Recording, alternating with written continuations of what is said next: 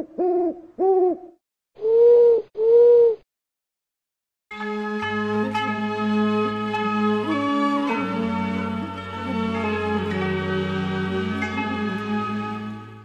Έλληνες στη μακραίωνη ιστορία τους απλώθηκαν σε 3 ηπείρους και ήλεγχαν για αιώνες τη Μεσόγειο και τη Μαύρη Θάλασσα. Αυτή η σημαντική κατάκτηση του ελληνικού κόσμου δεν έγινε μέσα σε μικρό χρονικό διάστημα. Αντιθέτως, ήταν αποτέλεσμα δεκάδων αποικισμών, οι οποίοι οδήγησαν το ελληνικό πνεύμα και το εμπόριο στα πιο απίθανα μέρη της γης. Αυτό που θα επιχειρήσουμε στο παρόν επεισόδιο είναι να δούμε πώς οργανώνονταν οι αποικισμοί από τις πόλεις κράτη, οι λόγοι που τους οδηγούσαν σε αυτή την απόφαση, με ποια κριτήρια επιλέγονταν οι περιοχές εγκατάστασης και οι άνθρωποι που έφευγαν, αλλά και οι συμφωνίες που γίνονταν μεταξύ της Μητροπόλεως με τους αποικιστές. Σε προηγούμενο επεισόδιο, σχετικά με την αρχαϊκή εποχή, αναφερόμαστε αναλυτικά στο γεωγραφικό πλαίσιο του δεύτερου ελληνικού αποικισμού. Οι πρώτοι αποικισμοί, 11ο με 9ο αιώνα π.Χ., ήταν αποτέλεσμα της καθόδου των Δωριαίων, οι οποίοι εκτόπισαν πολλούς πληθυσμούς.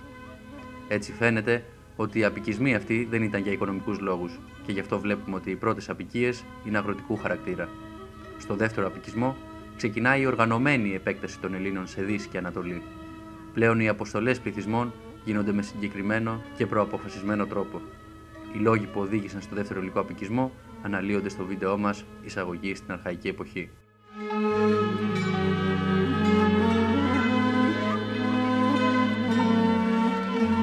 Το πρώτο πρόβλημα ήταν ποιοι θα λάμβαναν μέρος στην αποστολή και θα έφευγαν από την πόλη.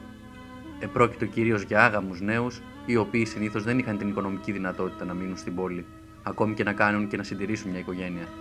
Επίσης, σίγουρα θα επιλέγονταν και οι νέοι οι οποίοι αποτελούσαν απειλή για το πολιτικό σύστημα των πόλεων, καθώς μην ξεχνάμε ότι τον 8ο αιώνα ξεκινάει μια μακρά περίοδος πολιτικής αστάθειας σε όλο τον ελληνικό κόσμο.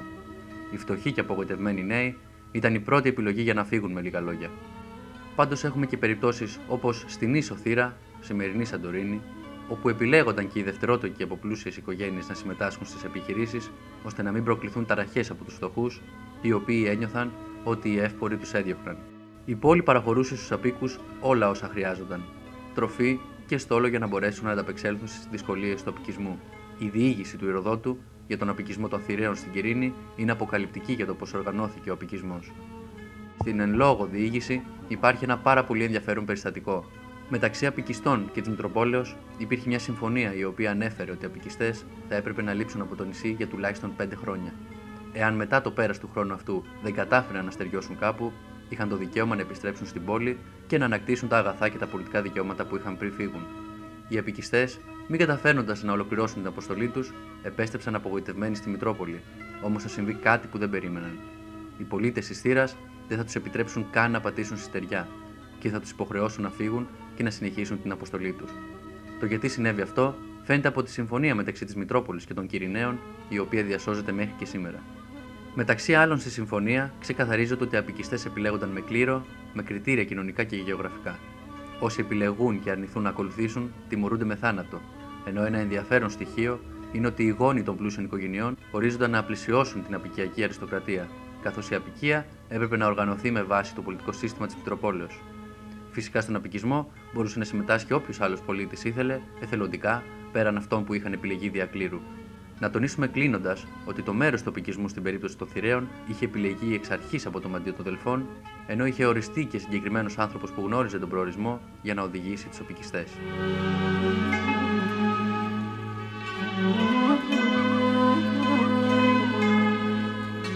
Μετά την προετοιμασία ξεκινούσε η επιχείρηση. Άνοιγαν τα πανιά και το ταξίδι ξεκινούσε.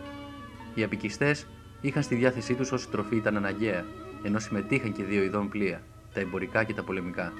Τα ταξίδια αυτά ήταν πολύ επικίνδυνα και πολύ χρονοβόρα. Σε πολλές περιπτώσεις, τα πλοία δεν έφταναν ποτέ στον προορισμό τους και οι αποικιστές πνίγονταν στο πέλαγος. Γι' αυτό το λόγο, η περίοδος αναχώρησης ήταν από τον Απρίλιο μέχρι τον Σεπτέμβριο, όπου οι θάλασσες ήταν πιο ήρεμες και ο κίνδυνος μικρότερος. Φυσικά υπήρχε πάντοτε και ο κίνδυνος των πειρατών, γι' αυτό τα πολεμικά πλοία ήταν απολύτως αναγκαία. Άλλες φορές τα τρόφιμα δεν έφταναν, με αποτέλεσμα να αλληλατούν πληθυσμούς από περιοχές που βρίσκονταν στον δρόμο τους. Αυτό είχε βέβαια τους κινδύνους του, καθώς σε πολλές περιπτώσεις οι εισβολείς αποτύχαναν και εξοντώνονταν. Όταν μετά από πολλές δυσκολίες οι άνδρες έφταναν στον προορισμό τους, έπρεπε να βρεθεί το σωστό σημείο ώστε να χτιστεί η πόλη. Αυτό που ενδιέφερε τους απικιστές ήταν να βρουν ένα ύψωμα που να οχυρώνεται εύκολα και θα μπορούσε να κτιστεί η Ακρόπολη, γύρω από την οποία θα χτίζονταν τα σπίτια και θα χαράζονταν οι δρόμοι, ενώ ήταν αναγκαία και μια ισόπεδη ζώνη την οποία θα μοιράζονταν οι απικιστές για καλλιέργεια. Φυσικά και ένα καλό φυσικό λιμάνι ήταν σημαντικό, δεν ήταν όμως πάντοτε βέβαιο ότι θα το έβρισκαν. Τέλος, μεγάλο πρόβλημα υπήρχε και με τους πληθυσμούς οι οποίοι βρίσκονταν ήδη στις νέες αυτές περιοχές. Οι απικιστές έφταναν στη στεριά με πανοπλίες και έτρεχαν να βρουν μέρος να οχυρωθούν. Έχουμε διάφορα παραδείγματα για το πώς αντέδρασαν οι ντόπιοι πληθυσμοί στον απικισμό των Ελλήνων. Για παράδειγμα, ο Σικελός βασιλεύς Ήβλωνας βοήθησε τους απεγνωσμένους μεγαρείς απίκους να εγκατασταθούν και να ιδρύσουν την πόλη, η οποία ονομάστηκε Ήβλεα Μέγαρα προς τιμή του βασιλέως. Από την άλλη, οι Κορίνθοι εξολόθρευσαν τους Σικελούς της Ορτυγίας και ίδρυσαν τις Σιρακούσες. Τέλος, σε πολλές περιπτώσεις, οι απικιστές προσπαθούσαν να υποτάξουν τους αυτόχθονες πληθυσμούς και να τους κάνουν σκλάβους. Κλείνοντας, αξίζει να γίνει μια μικρή αναφορά στις σχέσεις Μητροπόλεως-Απικίας. Η νέα πόλη ήταν ανεξάρτητη από τη Μητρόπολη, όμως υπήρχαν ισχυροί δεσμοί, κυρίως στο θρησκευτικό, στο πολιτισμικό, ακόμη και στο στρατιωτικό τομέα. Οι Άπικοι έβρισκαν και παντρεύονταν γυναίκες από τις περιοχές που απικούσαν. Έτσι, αποτελούσαν μια ξεχωριστή ταυτότητα από τις Μητροπόλεως, όμως αυτό δεν μείωνε τη σημασία τους. Η ιστορία της πόλης καταγωγής τους ήταν και δική τους ιστορία. Θα τη διαφύλαζαν ως κόρην οφθαλμού, ακόμη κι αν στο μέλλον βρίσκονταν οι δύο πόλεις αντιμέτωπες στρατιωτικά.